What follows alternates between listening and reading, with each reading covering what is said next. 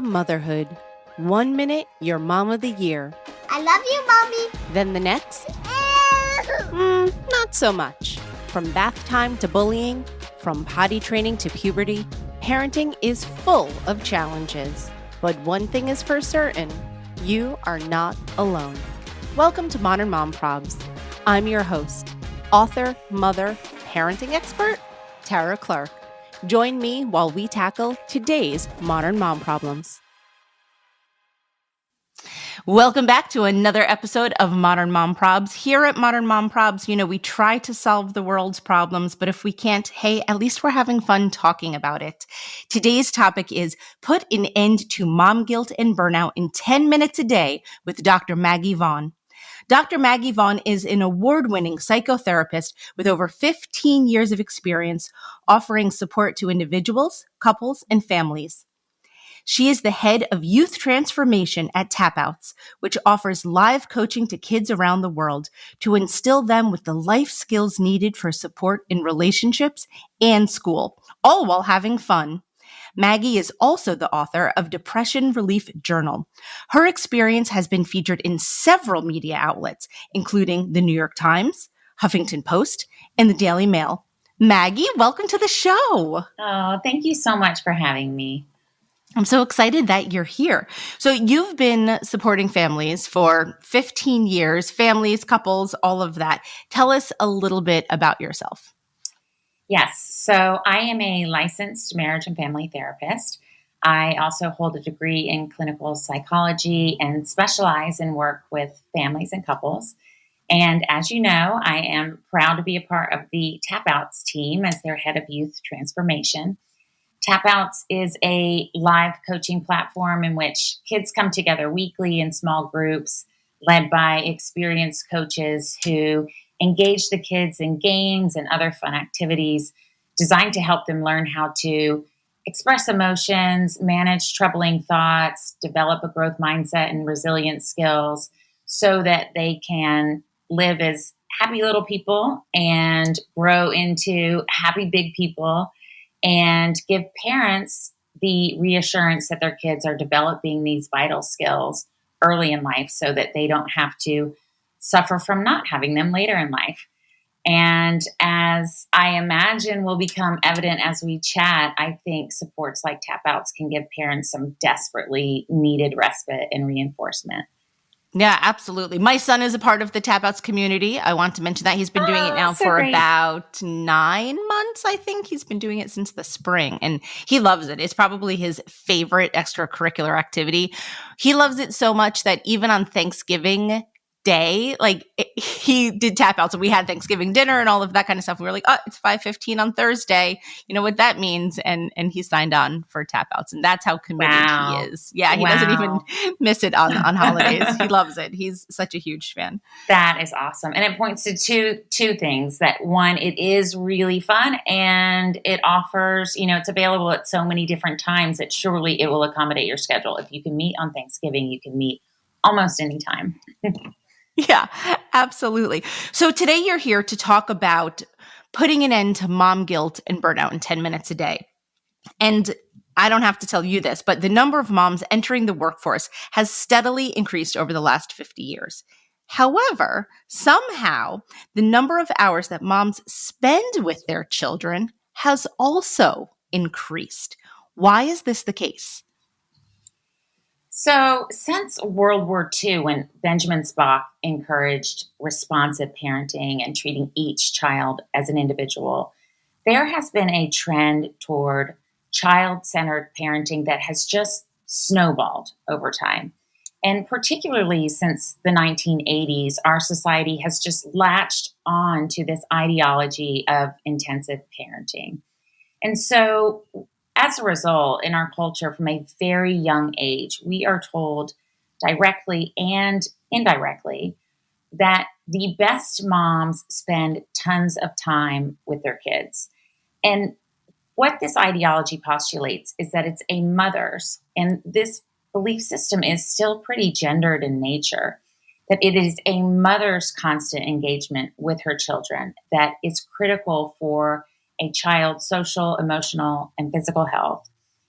It even implies that it is the mother's level of engagement that determines her child's success in life. And so these ideas make mothers feel as though they are failing their kids anytime they're not with them. The message is that if you take me time or time to work, that it causes our children to suffer. In fact, in one study I read recently, something like 40% of Americans said that they believe that when a mother, not a father, when a mother works outside the home, that it inflicts harm upon her children. And we're doing this to ourselves. We still believe that we are uniquely suited to tend to children's wants and needs. And we moms are constantly judging each other, and we're judging ourselves. So yes, back to your point, mothers are working more than ever, and they are spending more time playing and caring for their kids than they ever have before. Today, I think something like 70% or more mothers are participating in the workforce, whereas only about 20% were doing so in the 1950s. And so there's been this steady uptick in workforce participation among moms that has coincided with the increased amount of time moms spend in their parenting role. Wow, that's really interesting. I mean, those statistics are bananas to think that 40% in this day and age, 40% of people think that it's detrimental to the children. I know, it's crazy. That's wild. So like, how does this trend affect mothers? How does it affect their day to day? Yeah, so what it means is that we have inflicted upon ourselves an epidemic of mom guilt, which is why I am super happy to be here today. I am hoping that we can make just a tiny contribution toward eradicating the mom guilt. Moms are trying to uphold an impossible ideal. Most mothers feel as though they don't spend enough time with their kids. And so this intensive parenting trend is causing a great deal of distress. It also means that there's no such thing as work-life balance, and that many moms are now approaching motherhood from a place of fear. You know, they're afraid that if they step away, they do something for themselves, that their kids are going to struggle, that they are bad mothers, which of course results in greater stress and more burnout for moms. You know, it's just hard to feel energized and good about your parenting when your belief system tells you that you are bound to fail, when you're constantly seeing the ways in which you're falling short. And here's the most important problem, I would say, with the intensive parenting ideology, and it's an ironic one. Your well-being has implications for your child's well-being. So feeling stressed can have negative effects on your child's emotional and physical health and development. So in our effort to ensure that we prevent harm to our children by spending every possible second with them, we're causing ourselves distress and inadvertently passing that along to our kids.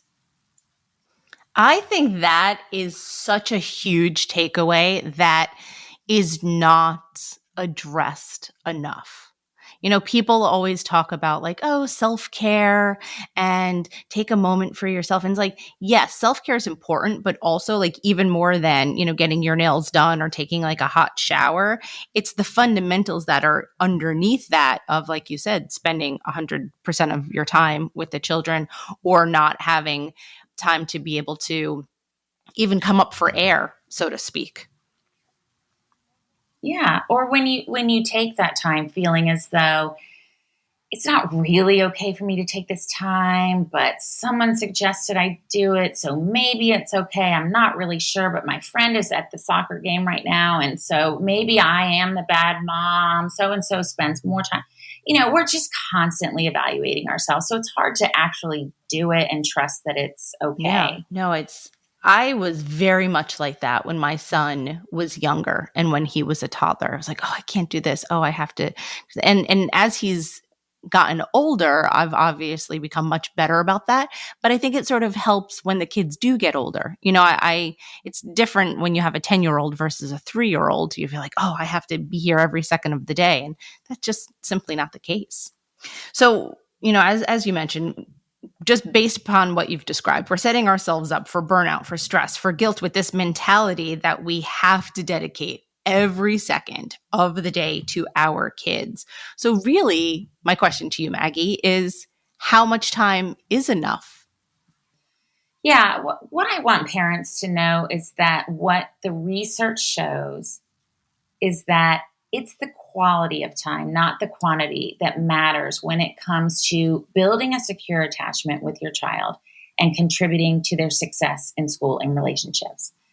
By the way, as I talk about this, I feel like I do need to clarify this is primarily for kids ages 3 and up. 0 to 3 is just a whole different, it's just an entirely different phase of life when obviously our kids are completely dependent. So that might be a different episode, but from 3 and up, we don't need to spend every waking minute with our kids. What's most important is that you give your child regularly the message that they matter, that they are wonderful exactly as they are. It's not enough to be physically present. When I'm talking about this 10 minutes that I'm going to get to, it's not about being there in the room. It's about being attentive. And this can be offered in as little as 10 minutes of one-on-one time a day. Beyond those 10 minutes of focused parenting, I hope that after listening to this, your listeners will recognize and trust that it is okay to just be on hand. And it's even wise for your sanity and your families that you take up on available sources of support and rely on supplements to your parenting, like the tapouts program. So there's a difference between being attentive and being accessible. Being accessible means you're on hand, you're ready to respond and keep your kids safe and out of trouble, whereas direct engagement involves playing, talking, sharing an activity with our child. Maybe you could even do this during homework, which I try to avoid at all costs, but maybe you can pull it off. This is direct engagement that matters. It's the direct engagement that matters a lot, but a tiny bit goes a very long way. And this is where that 10 minutes comes in. So here's the message, which I hope alleviates some of the mom guilt out there.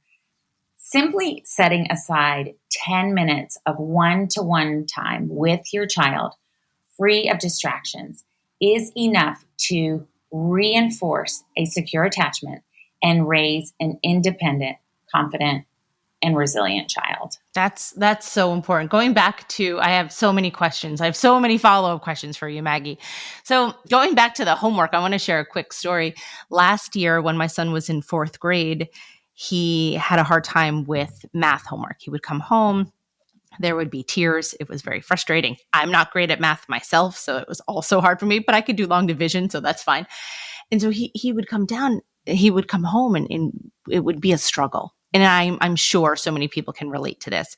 And so what I started doing was, without any distractions, put my phone away, no computer or anything. And I sat down with him and I worked on his homework with him one-on-one, sitting next to each other at the kitchen table, and gave him my full and undivided attention.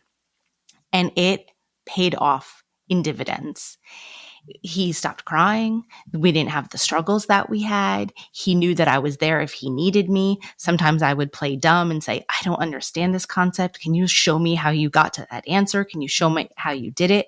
And he would. And when I tell you, I mean, it's not like it's like, oh, it's a miracle or anything, but like it was night and day from where we started out with the homework to where we finally got to by the end of the year, just by my sitting down with him for that 10 minutes a day. And of course, I give him so much more time throughout the course of the day anyway, but just for that homework expedition that we did every day, because it was an expedition. It was really like, I felt like we were climbing Mount Everest each day. Time and time again. And it made such a huge difference of just sitting there and saying, okay, what are we doing today? Show me what you got. and then just working through it together. That's amazing. Yeah. And what you were doing really was just being present. You were not focusing on where you needed to be. You weren't focused on the rest of the to-do list. You were just there in it with him. And that's really hard to do. We're so overloaded. It's hard to stop. And especially with homework. I mean, if I wanted to become an abusive parent or try to get all my hair to fall out, I would spend a ton of time doing homework. So I try to avoid it. That's been my parenting lesson, is like, try my best to outsource that. But you did great at just, you're doing great at just being in it. And I think that's the key, and coming up with maybe some sort of mantra, like, it just doesn't matter, because it's easy to get frustrated and to think like, oh, we're never going to get this done. But just reminding yourself, it just doesn't matter. It's just homework. It's okay. Thank you. I appreciate that, Maggie. It was the tears at the table that were so heartbreaking. And I said, we can't have this every day the way that this is going. It's just simply unsustainable to do that every single day. That's why I said it felt like climbing Mount Everest.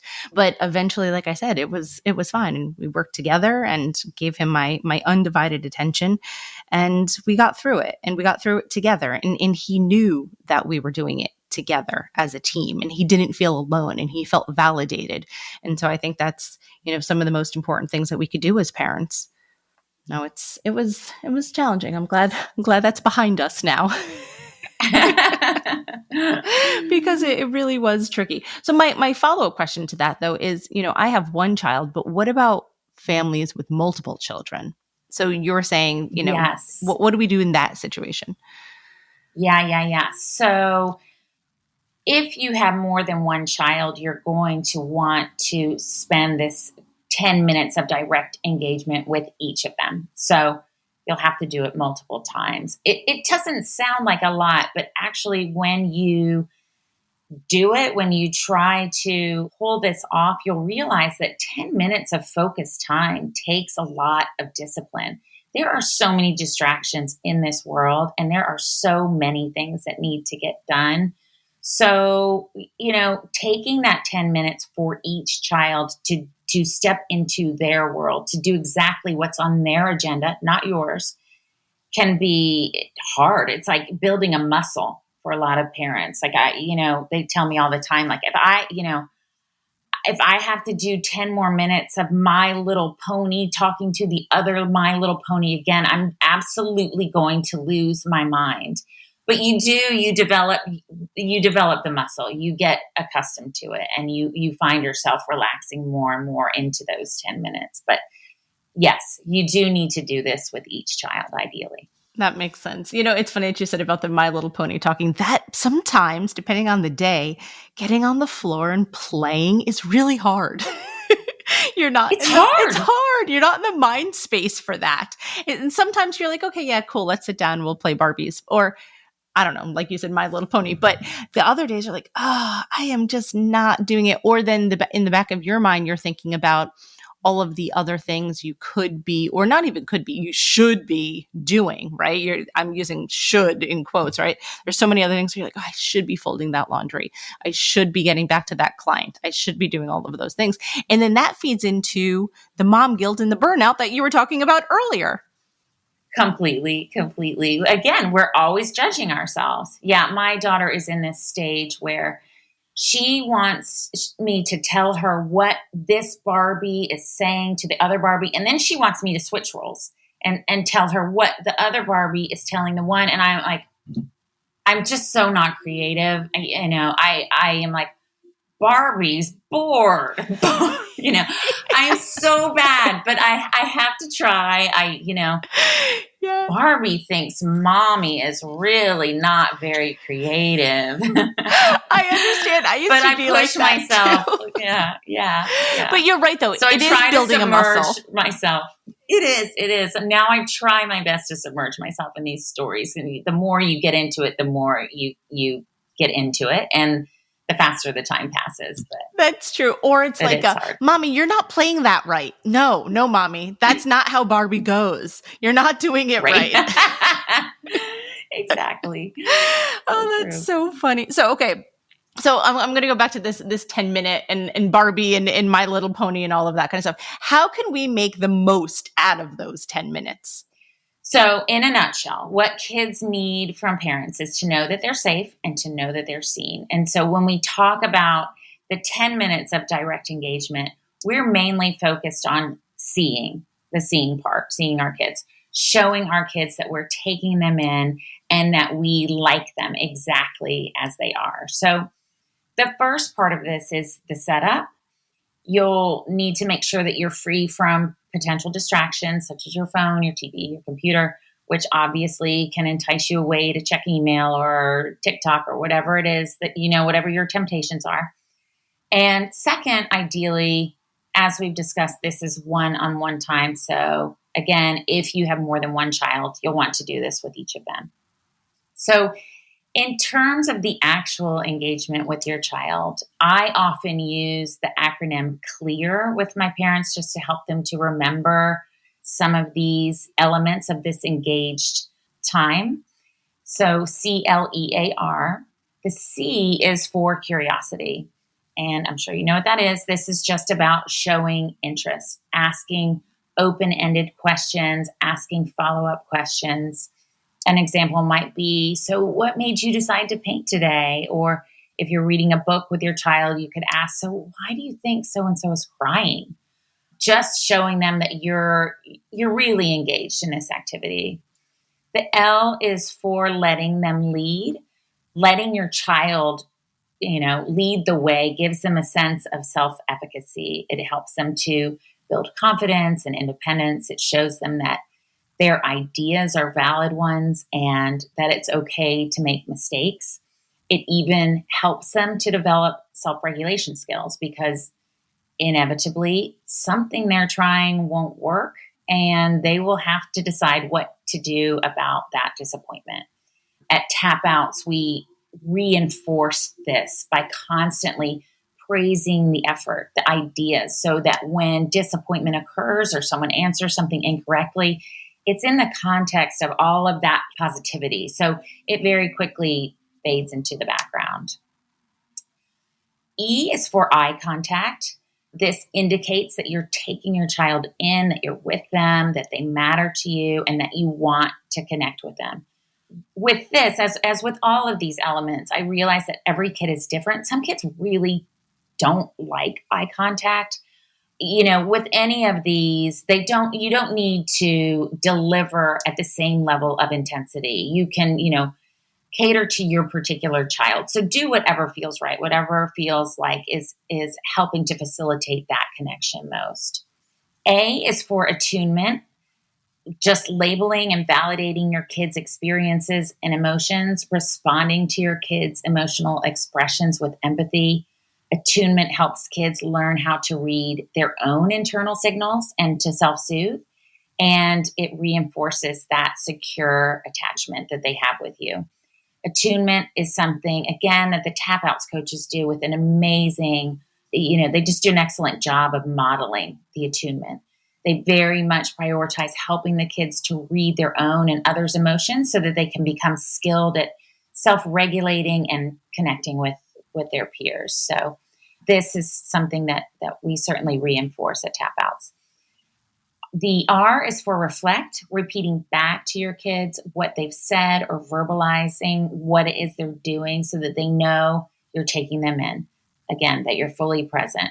An example of this could be repeating back to your child, I know you hate the homework, but then going on to add something like, I think most kids feel the same way, but I am just so proud of you for taking it on and doing it anyway and getting it behind you. So rather than focusing on how much time you're spending with your kids, just grab those opportunities to really connect with them. It really doesn't take much to maintain a strong bond with them so that they can head out into the world feeling safe and connected and capable. And don't forget that a lot of the modeling you're doing for them can be reinforced by additional supports. Tapouts is obviously a great one. Hopefully your kids are getting some of this modeling at school or maybe from other caregivers. So it's not all on you is my point. Yeah, I love a good acronym. So I'm so glad you shared CLEAR with me because I was taking notes, and I love that. I think it makes so much sense that when you sit down, you could sort of have that in the back of your mind of like, these are sort of the goals that I want to accomplish in my 10 minutes when I'm giving them my undivided attention. I would just wanted to say that tapouts has been so helpful for my son because when he sits there, like I said, on Thursday afternoons, I listen to his coach, who is absolutely lovely. She's so validating and so positive. I think that's why like each week he like can't wait to go back because she's giving him her undivided attention with the other students, obviously. But she does all of those things that you mentioned. You know, she's attuned, she's giving him the attention, she's giving him the reflection and the validation. And so, yeah, I can't say enough great things about that. So thank you for mentioning that. Yeah, I know. The coaches are so fun and engaging, and they provide so much positive reinforcement. She really does. Like, she's absolutely lovely. She's just lovely. When I hear her voice on the computer, I'm like, oh, she's just lovely. She's just like a hug personified. She is. Exactly. And I think he feels that. And I think the other students feel that too. So I just think she's lovely. So I just had to say my 2 cents on that. So going back to eliminating mom burnout or trying to quell the mom burnout, what are some of your key takeaways for the moms stuck in this situation?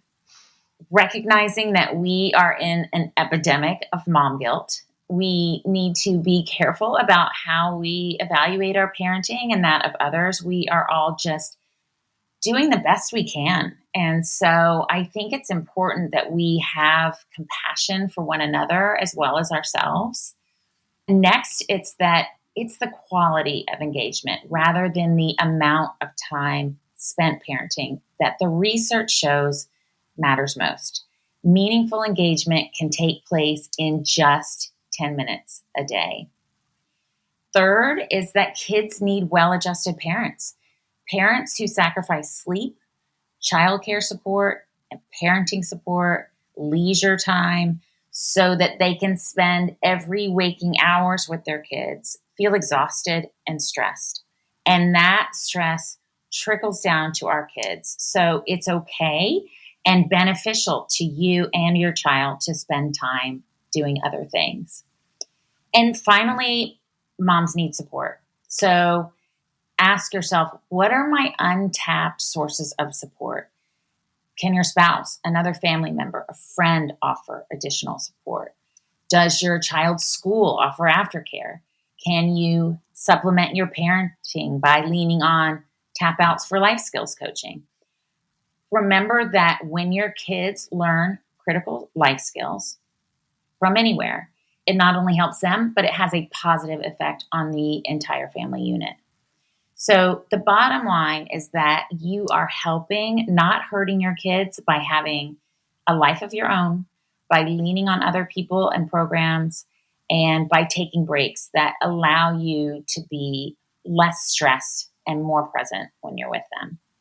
I think those are all fantastic takeaways. I hope everyone's going to take notes about that because I'm going to put those notes in my pocket and keep those with me along with the CLEAR acronym. No, it is. It's really important to keep those things in mind because many times people are just going through their day to day and just trying to like get through the day.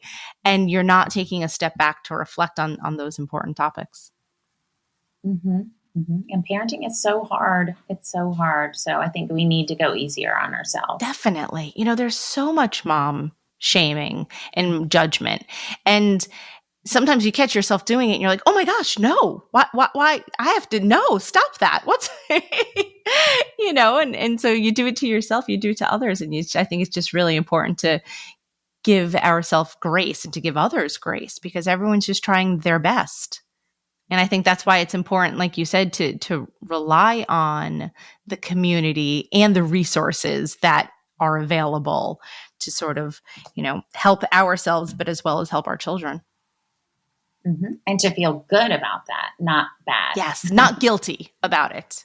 Yes, yes, exactly. I think that's so important. Maggie, tell everyone where we can find you.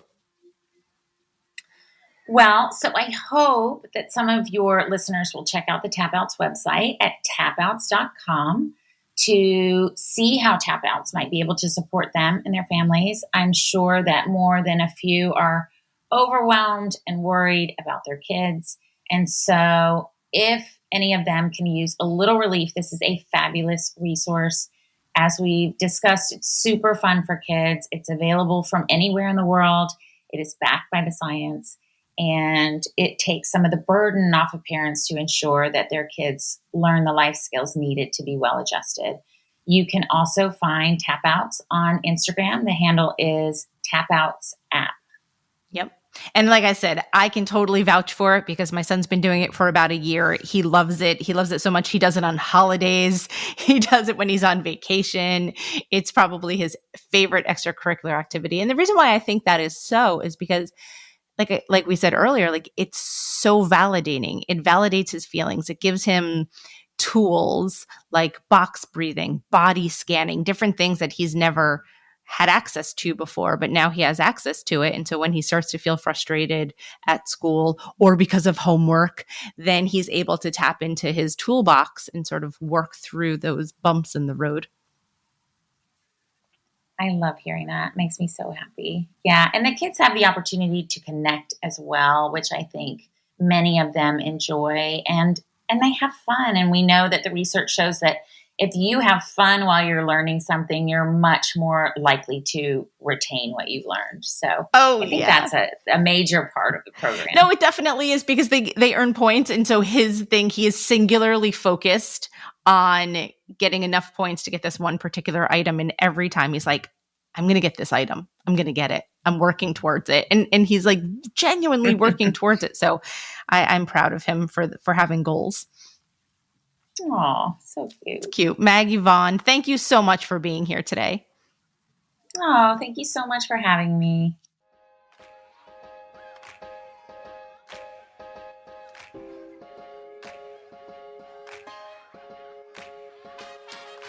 Thanks for listening to today's episode of Modern Mom Probs. I hope you enjoyed our deep dive in today's problem with me, your host, Tara Clark. Join me next time when I'll be interviewing another great guest and tackling another modern mom problem. If you enjoyed today's episode, please leave us a review and a rating. As always, you could head over to Modern Mom Probs on Instagram and give me a follow, or check out my book, Modern Mom Probs, A Survival Guide for 21st Century Mothers, available online wherever books are sold. Well, that's it for today. See you next time, folks.